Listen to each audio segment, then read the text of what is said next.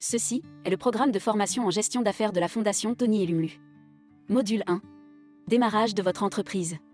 Table des matières. Dans ce module, vous découvrirez définir votre entreprise, identifier les problèmes et les opportunités, comprendre le paysage concurrentiel et l'environnement des affaires, fondamentaux et principes du marketing, marketing à l'ère numérique et devenir une start-up prospère. Aperçu. Le manque de compréhension de base des principes d'affaires avant le début est une cause majeure d'échec en affaires. Le module démarrage de votre entreprise est un pack débutant ou fondamental, préparé, pour aider l'entrepreneur à comprendre les problèmes fondamentaux du démarrage d'une entreprise et les principaux domaines d'attention et de concentration de l'entrepreneur pour assurer un démarrage réussi et peut-être la durabilité des affaires. Objectif. À la fin de la formation, les participants seront en mesure de définir une entreprise dans le cadre des préparatifs de démarrage d'une entreprise. Identifier les défis auxquels est confrontée toute entreprise, ainsi que les opportunités intégrées à l'entreprise. Comprendre le paysage concurrentiel, y compris l'environnement des affaires, et comment faire face aux différents facteurs. Comprendre les principes fondamentaux et les principes du marketing de divers canaux de marketing numérique pour améliorer les ventes et les résultats. Apprendre à mener des études de marché et des renseignements et à éviter les erreurs des petites entreprises qui pourraient faire s'effondrer une entreprise. 1.0 Définition de l'entrepreneuriat. Voyons maintenant les définitions de l'entrepreneuriat. L'entrepreneuriat est le processus de création de quelque chose de nouveau avec de la valeur, en consacrant le temps et les efforts nécessaires, en assumant les risques financiers, sociaux et psychologiques, et en recevant les récompenses résultantes de la satisfaction et de l'indépendance monétaire et personnelle. Cette définition mettait ainsi l'accent sur 4 aspects de l'entrepreneuriat. Le premier aspect, l'entrepreneuriat implique le processus de création. La création doit ajouter de la valeur à l'entrepreneur et de la valeur au public cible ou au marché pour lequel elle est développée. Le deuxième aspect, l'entrepreneuriat demande un investissement de temps et d'efforts. Le temps et les efforts sont 2 de vos atouts les plus précieux en entrepreneuriat, et en les ciblant de la bonne manière, vous pouvez aider votre entreprise à se développer sans avoir à vous démener financièrement. Le troisième aspect de cette définition est la récompense. La partie la plus importante de cette récompense est l'indépendance, suivie de la satisfaction personnelle. Cette récompense pourrait également prendre la forme de bénéfices pour les entreprises ou de conformité pour les entrepreneurs à but non lucratif. Définir votre entreprise. Le dernier aspect de cette définition est la capacité à assumer les risques nécessaires. Les entrepreneurs doivent décider d'agir, même face à l'incertitude. Les actions nécessaires pour créer de la valeur, de nouveaux produits, de nouveaux services et de nouvelles entreprises prennent du temps et des efforts et l'avenir est inconnaissable, donc l'action est intrinsèquement incertaine. Conseils de démarrage d'entreprise. Voici quelques conseils rapides pour démarrer une nouvelle entreprise. Identifiez vos talents. Consultez des collègues, un mentor, un ami ou une famille. Recherchez et plus de recherche. Analysez votre situation financière. Se connaître. Tenez une comptabilité. Discutez du changement de style de vie. Trouvez toutes les ressources nécessaires. Connaissance économie et attitude. Examinons quelques autres conseils de démarrage d'entreprise pour un entrepreneur potentiel qui sont: identifiez vos talents. Réflexion. Analysez vos ressources. Recherche. Générez des idées d'affaires. Comment générez-vous ensuite des idées d'affaires? Examinons quelques scénarios de génération d'idées, capables de susciter de bonnes réflexions pour l'entrepreneuriat. Élargissez votre perspective. Les entrepreneurs regardent autour d'eux et posent des questions de simulation. Prenez note de ce qui fonctionne et des notes spéciales sur les expériences que vous avez avec les produits et services. Recherchez de nouvelles expériences, les nouvelles expériences génèrent des idées, et les idées sont les principaux moteurs de l'entrepreneuriat. Saisissez les tendances du marché. Le monde qui nous entoure change à chaque seconde, donc un entrepreneur doit exploiter l'évolution des modes de vie au travail et à la maison, car il s'accompagne de besoins et de nouvelles opportunités. Recherchez de nouveaux marchés, niches et opportunités. En affaires, s'approprier l'idée de quelqu'un d'autre est généralement appelé partage des meilleures pratiques ou benchmarking. Les hommes d'affaires le font tout le temps, copiant une idée mais essayant de la rendre meilleure. Vous pouvez trouver une idée qui a fonctionné dans un autre pays et la transférer chez vous. Un exemple est Uber Taxi, qui a été fondé aux États-Unis, mais qui est maintenant le modèle d'affaires des taxis sur de nombreux continents. 2.0 Identifier les problèmes et les opportunités.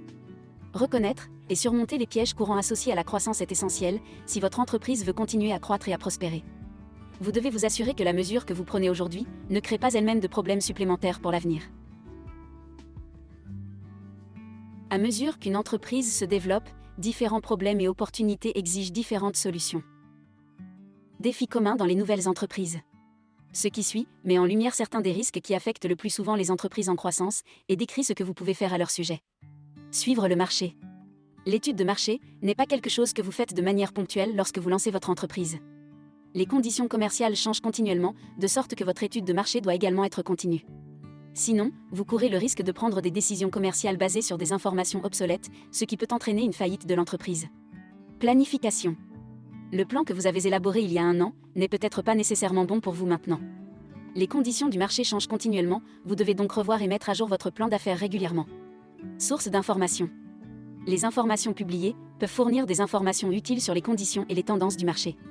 En tant qu'entreprise en pleine croissance, votre propre expérience peut être encore plus précieuse. Vous devriez être en mesure de vous faire une idée précise de ce que veulent les clients, de leur comportement et de l'approche marketing qui fonctionne le mieux. Flux de trésorerie et gestion financière.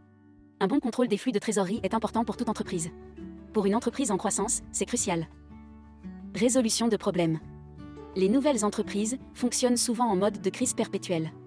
Chaque jour apporte de nouveaux défis qui doivent être résolus de toute urgence, et la direction passe la plupart de son temps à résoudre les problèmes. Compétences et attitudes. Les capacités qui peuvent vous aider à démarrer une entreprise ne sont pas les mêmes que celles dont vous avez besoin pour l'aider à se développer. Il y a de fortes chances que vous ayez besoin de la formation pour acquérir les compétences et les attitudes requises par quelqu'un qui mène la croissance. Accueillir le changement. La complaisance peut être une menace majeure pour une entreprise en pleine croissance. Si vous continuez à réussir simplement parce que vous l'avez été dans le passé, c'est très imprudent. La révision et la mise à jour régulière de votre plan d'affaires peuvent vous aider à vous rappeler les conditions changeantes du marché et la nécessité d'y répondre.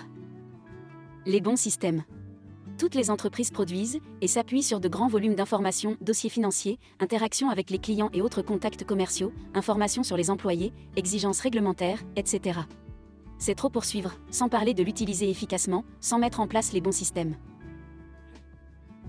Saisir l'opportunité. 3.0. Comprendre le paysage concurrentiel et l'environnement commercial. Sais-tu cela ?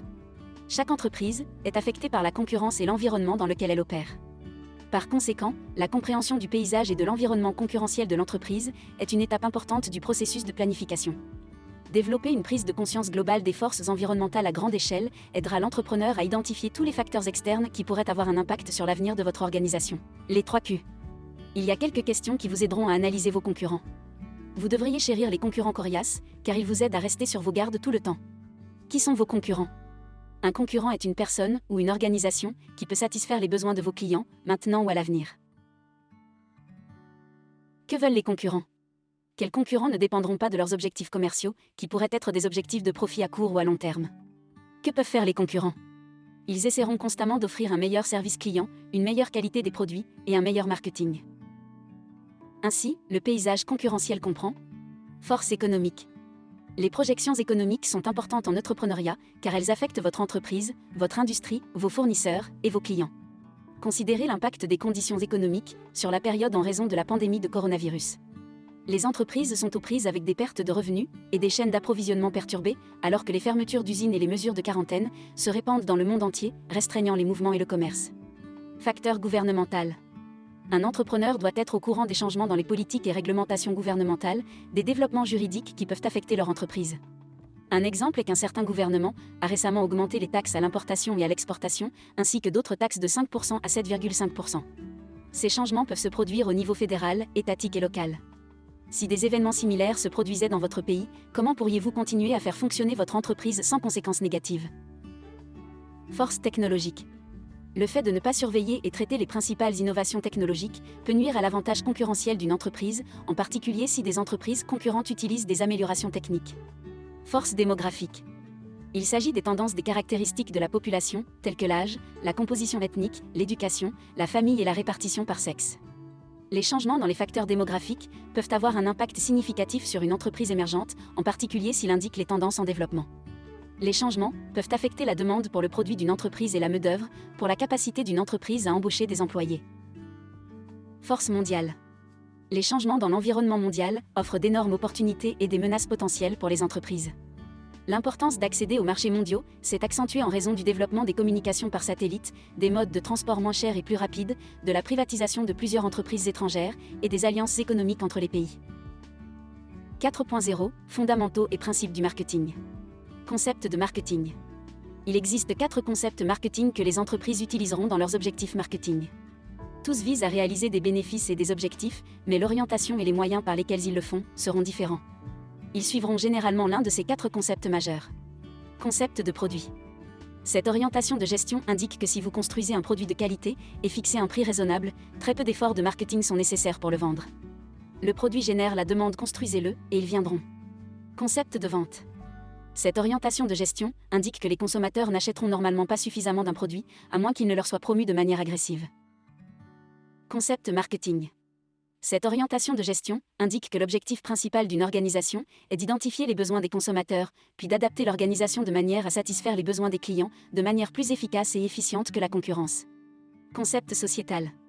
Cette orientation de gestion se concentre sur la satisfaction des besoins des consommateurs et la démonstration d'une préoccupation à long terme pour le bien-être de la société, afin d'atteindre les objectifs de l'entreprise et de s'acquitter de ses responsabilités envers la société. L'idée est de trouver un équilibre entre le bien-être social, les besoins des consommateurs et les profits des entreprises. Marketing mix. 4 variables de marketing mix sont associées à un produit. Ceux-ci doivent être pris en considération lors de la prise de toute décision concernant les activités de marketing. Ceux-ci sont souvent connus sous le nom de 4P en marketing. Elles sont produit. Cette variable décrit tous les facteurs liés au produit réel visible pour le consommateur. Ceux-ci peuvent inclure des éléments tels que la qualité, les caractéristiques, les options, le style, l'emballage, la marque, les tailles, les étiquettes, la variété et les garanties. Promotion. La promotion est l'ensemble des efforts déployés par une entreprise pour faire connaître un produit et en faire prendre conscience aux consommateurs. Les efforts peuvent inclure la publicité, la vente personnelle, les ventes, les relations publiques ou les activités sur Internet. Prix. La variable de prix comprend non seulement le prix catalogue, mais tous les autres facteurs de tarification associés à un produit. Ceux-ci peuvent inclure des remises, des indemnités, des options et des périodes de paiement et des conditions de crédit. Place. Place traite de tous les aspects de distribution et de localisation d'un produit. Comment et quels sont les produits disponibles pour les consommateurs? Ceux-ci peuvent inclure des assortiments, des canaux, des zones de couverture, des emplacements et des inventaires. Fonction marketing, gestion marketing. Le processus de commercialisation exécute certaines activités au fur et à mesure que les biens et services passent du producteur au consommateur. Toutes ces activités ou emplois ne sont pas exercés par une seule entreprise, mais par différentes organisations qui constituent l'ensemble de la chaîne de commercialisation. Les principales activités sont vente, achat et montage du transport, espace de rangement, financement de la normalisation et du classement, prise de risque, information du marché. Concept DE marketing MIX, segment, pénétration et positionnement. Aujourd'hui, la segmentation, le ciblage et le positionnement SCP est une approche stratégique familière dans le marketing moderne. C'est l'un des modèles de marketing les plus appliqués dans la pratique. Le modèle SCP est utile lors de la création de plans de communication marketing, car il aide les spécialistes du marketing à hiérarchiser les propositions, puis à développer et à diffuser des messages personnalisés et pertinents pour interagir avec différents publics. Il s'agit d'une approche de communication axée sur le public plutôt que sur le produit, ce qui permet de transmettre des messages plus pertinents à des publics commercialement attrayants. Le diagramme ci-dessous montre comment les plans peuvent passer des options d'audience à la sélection de l'audience et au positionnement de la production. Positionnement du produit est le point du processus de segmentation où le spécialiste du marketing crée l'offre de produit d'une manière qui frappe l'esprit du consommateur et sépare l'offre de la concurrence. De positionnement de marque. Testez votre énoncé de positionnement de marque. Cible et segmentation du marché. Le marché cible est le groupe ou les groupes de clients vers lesquels l'agent de commercialisation dirigera son attention. Ce groupe est déterminé après une segmentation et une analyse approfondie du marché. La segmentation du marché est l'acte de subdiviser le marché en un ou plusieurs groupes de personnes qui ont des besoins similaires au sein du groupe, mais des besoins différents entre les groupes. Un exemple serait les gens qui veulent des voitures, mais différents types de voitures. Différents types de voitures peuvent être de luxe, de sport ou de VUS. Réalisation d'études de marché et de veille.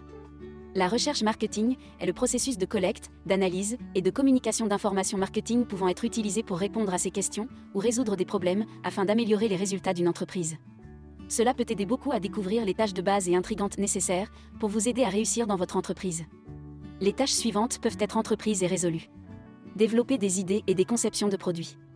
Déterminer s'il existe une demande pour votre produit. Identifier les segments de marché pour votre produit. Prendre des décisions de prix. Évaluation des types d'emballage.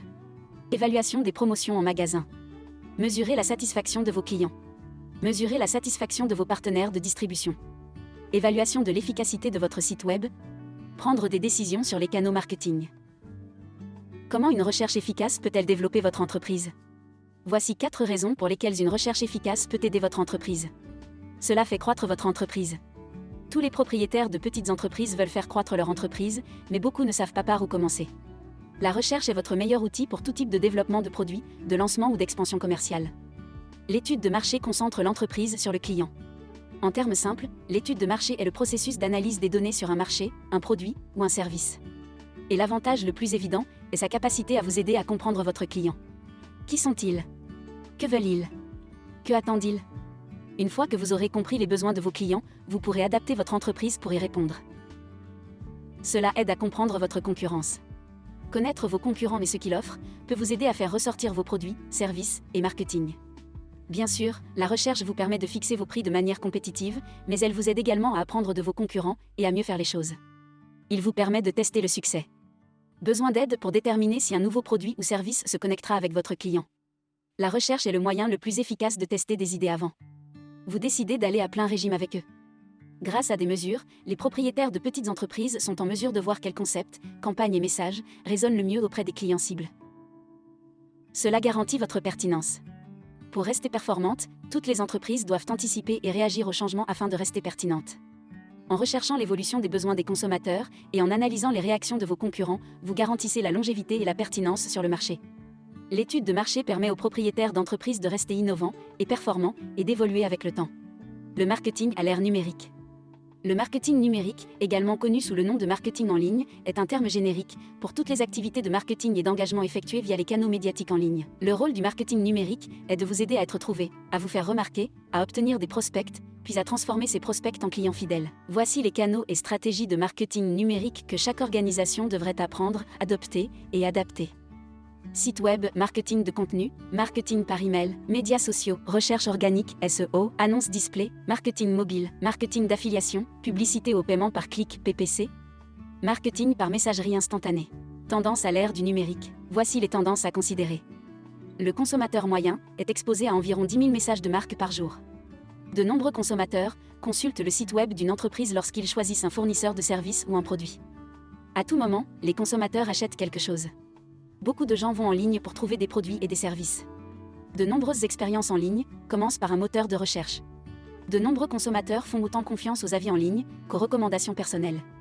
Et les gens recherchent l'emplacement d'une entreprise sur Google Maps. L'un des principes fondamentaux du marketing et de la publicité est d'être là où se trouve votre public cible. Impact des médias sociaux sur le marketing, SMM. Un aperçu. Les médias sociaux sont des canaux pour atteindre les clients. La plupart des entreprises utilisent les médias sociaux pour atteindre leurs clients et partenaires en raison de leur possibilité de porter plus large. Une entreprise en pleine croissance doit en tirer parti pour vendre ses produits sur un marché plus large. L'un des arguments favorables à l'utilisation des médias sociaux, par rapport à l'utilisation des supports de communication traditionnels de base, réside dans leur capacité à mesurer la portée qu'ils couvrent et à toucher largement les prospects. Une publicité diffusée sur Facebook, par exemple, donne des informations sur le nombre d'engagements, de conversions et d'informations générales. On peut difficilement déterminer le nombre de téléviseurs allumés écoutant une annonce. 6.0 Devenir une start-up réussie. Nous réitérons que quel que soit le motif de devenir entrepreneur, un entrepreneur sérieux et sain d'esprit doit posséder et présenter les traits suivants. Une concentration passionnée et implacable. Fermeté. Conscience du temps. Relation amoureuse. Patience et constance. Confiance et détermination. Persévérance. Prévenant. Conformité avec les autorités réglementaires. Les erreurs des petites entreprises. Les principales erreurs des petites entreprises sont: garder une idée trop longtemps. Pas de plan d'affaires et de marketing. Ne pas connaître votre client. Ignorer votre situation de trésorerie. Ne pas se soucier des employés. Confondre probabilité et réalité. Abandonner. Aucun plan budgétaire de vente. Le faire seul. Ne pas avoir de remplaçant ou de mentor. Au cours de la négociation. Vous avez terminé ce module. Vous trouverez les ressources et les exercices de ce module dans la section description du cours. Merci.